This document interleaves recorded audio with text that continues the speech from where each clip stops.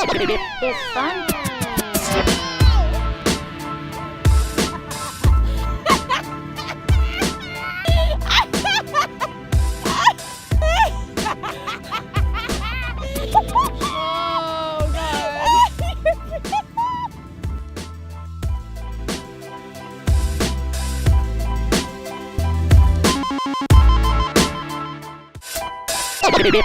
What's up, gangsters? It is Stacey Turis, your local brain gangster, along with Carrie Tredway, my partner in crime. And we are here today to talk about ways to reduce anxiety, which I think probably a majority of us are having a hard time with anxiety lately. It's a new year though, new start. We don't want to carry that old crap from 2017. No, 2018 is going to be a better year. We know this. Right. I mean, it's February, but that's cool. I feel good about the year. You do? Yeah. Okay. Anyway. You don't? Not really. It's been rough. There's going to be some hardships and reasons why we need to reduce anxiety, what we need to talk about today, but it's going to be a good year. And also life is pretty much anxiety ridden. Always. Like it never goes away. Unless you learn some techniques. Right. So we cannot get rid of things that cause the anxiety, but we can get rid of ways that we react to the anxiety. So number one on our list today is laughter. Laughter is so important to both Carrie and I. We live in different states. She's in Kansas, I'm in California, and we actually make trips so that we can meet each other and have like laughter therapy for 2 days. So laughter is really cool because it actually triggers the release of serotonin and the endorphins, which we all love how endorphins make us feel. And it also reduces the level of cortisol, which is that horrible stress hormone that wreaks havoc on our body. So number one, laughter. And we are good at that. Yes, we're good at that. So number two is being mindful. So really being present in your day and thoughts and all of the things that are going on in your brain, just because if you've got those negative thoughts just continually stewing, yes, then it just causes trouble. And you know what? You know how like those where you talk to a plant? In a negative way versus a positive way. Yeah, and the positive one thrives and the negative one dies. Yeah. Yes. So I don't know. You're a plant. When you're talking to yourself, like talk to yourself how you would talk to a sweet old woman sitting next to you or a sweet old man. Hello there. We deserve compassion for ourselves. We do. But also with mindfulness, it's just like being present and where you feel at that moment, but not judging where you feel at that moment, because that's where the anxiety comes in. So when you have a thought, we're quick to say, oh, bad thought, oh, good thought. We don't have to label them as bad or good, and we don't have to attach onto them. We can just let them go by. So that's what mindfulness is about. Okay, number three, meditation. I love meditation. I'm not very good at it yet. This is what I love about people that say they're not good at meditation. Like, there's literally no skill that you have to have in meditation other than getting your ass to the floor and sitting down. Because basically what meditation is we are trying to get to a point where, as we said with mindfulness, with meditation, we're sitting there and these thoughts are coming to us. And we're just letting them go by like clouds. Like we look at it, we notice it, we're like, but we don't judge it. We just let it go by. And so it gives you this break, this space where you're not surrounded by the stimulants and all these, things coming into your senses. And so it really lets you just seriously take a beat from life and let your body and your mind and everything just sort of release.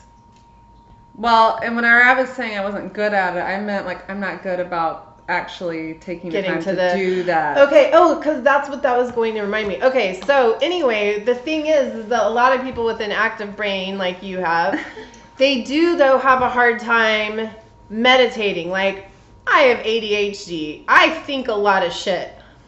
And I also understand people that think they can't sit down, they can't sit still, they can't meditate. You know, I totally get that. But the thing is that that's why it's called practice, because you're never going to be perfect at it.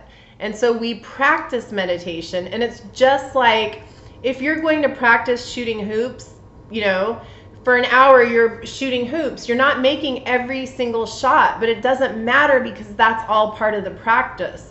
So the misses are just as good as the hits when you're shooting basketball. It's practice, and that's the same with meditation. You sit down, you do it, and you're creating these new pathways in your brain, and you're making new connections, and so it's practice. Yes, it is. I need to work on that practice. But it also, it definitely, it lowers your your pulse rate. It lowers your blood pressure. It's oxygen in your body. Yeah. It feels good when I do it. It feels really good. And then I'm like, why don't I do this all the time? Yeah, I know. Well, it's just hard to make time to do nothing. In our heads, we're like, really? I have to go sit down and do nothing? And really, first of all, who gives a shit if you're doing nothing? Like, I think that's our prerogative, even though everybody else thinks it's super cool to be busy all the time. I myself fancy every so often going, you know what? I hate being fuck it. I'm not going to do shit. That's how I'm going to roll today. But yeah, it's hard. But then this is the thing. Once you get on the mat or the floor, whatever, you know, 2 weeks into it, you are seeing the results of meditation, and then it's like, you know, like when you kind of got a little chubby over the winter. I don't know why you have to look at me. Listen, I'm just saying, like, I fully participated I did. in holiday eating. It was the plus LB challenge. But I had so much fun. Yeah, I don't regret any of it. No, but then, you know, okay, so now... That's what you're supposed to do. You're supposed to have a time of that, and you're supposed to have a time of cleansing, which is where we're at in the first part of the year. Yes. Cleansing and thinking forward about the new year and what the promises are of that new year. Yes, and not being anxious about it. No. And if you continue to meditate and practice, it will reduce your anxiety, I promise. It really will. And then the other one is changing perception. So with changing perception, I've told this story before, but sometimes when you're in the middle of a shitstorm, it's hard to see anything but shit. That's all you can see. You can't see from the... No. Whatever the view is called. The high level view. Like to see the whole thing. Oh. Bird's eye? Yeah, maybe. I like it. So you're in the middle of the shitstorm. So basically, oh my gosh, I totally forgot what I was going to say. Well, think about this where you're not sure about the bird's eye view. So if you're really in the middle of an avalanche, right? You're like, oh my God, my life's ending. Oh, yeah. But if you're in a helicopter and you see that avalanche is only like 1 cubic foot of that whole area, if that guy gets out of that, it's all sunny. Right. Right. So stepping back is something that will help you in changing your perception, getting out of the shitstorm, stepping back, looking at who are these players involved? What is the root of this person's behavior that I'm having the issue with? Maybe can you find compassion in where they're coming from, even though you totally don't agree on it? Or just changing your perception in general. So the story that I always tell is, you know, my kids, I mean, I had a hard time being a mom. My kids were little. Like, I thought I was going to go insane. So I remember being in the backyard, and the kids were insane, like running around, jumping on the trampoline, blah, blah, blah. I was so stressed out. Even sitting in the backyard, they're playing. So stressed out. And then my neighbor next door asked me to run over, and so I ran over to her house, and she happened to have an upstairs, a 2-story, and one of the rooms looked down over my backyard. And so I went to the room and just to check on the kids, and from that different perception, your bird's eye view, I see the same exact scenario going on in my backyard, but it looks like the most fun thing ever. Like, these kids are having a blast and they're running around, and I'm like, why am I getting my panties in a bunch? Because these kids are having fun. It's like I had to get myself out of the middle of the chaos to see it for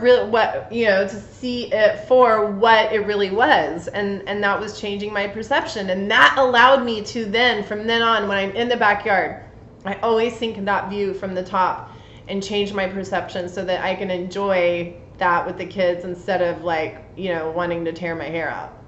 Well, and back to meditation, the practice of that helps with your breathing technique. So if you're like big deep breath and just completely change the current thought process that you have that doesn't make sense. Adding oxygen to your body in general is just so good for, like we said, instilling calmness, reducing anxiety, getting oxygen to the brain, which makes your brain work better, which, we could all use that, especially me. Yeah, I mean, I probably could stand that. Half-assed brain going all the time. That's not going to help anyone.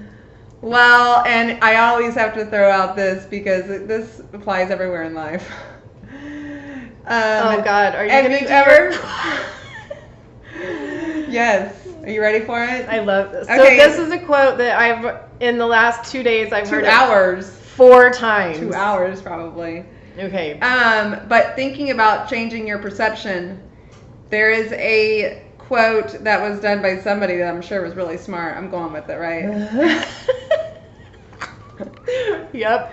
But it was like, success in life is 85% attitude and only 15% skill. So if you have a shitty negative attitude, it's not going to go real well for you. Yeah, you could be change your perception. You could be the smartest, the most intelligent person, the best no, you wouldn't be a best salesman if you had a shitty attitude, huh? Anyway, you can have the skill and not have the attitude, and you can just be a really smart builder, but nobody wants you to build their house because you're you're dick. angry.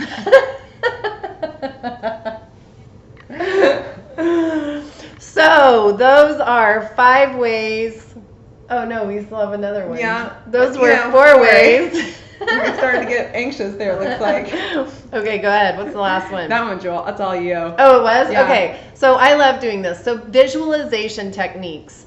And visualization techniques, it's so funny because our brains that are so smart are also so dumb because they really can't tell a difference when we're visualizing something or if it's really happening. Part of it obviously can, but part of it cannot. And that's why dreams feel so real. And when we're watching scary movies, we get so involved or emotional because there's part of the brain that's like, oh my gosh, this is happening.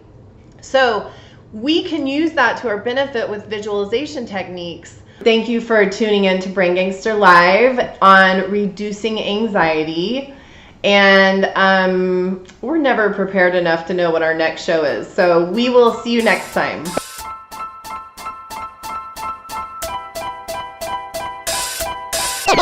It's fun.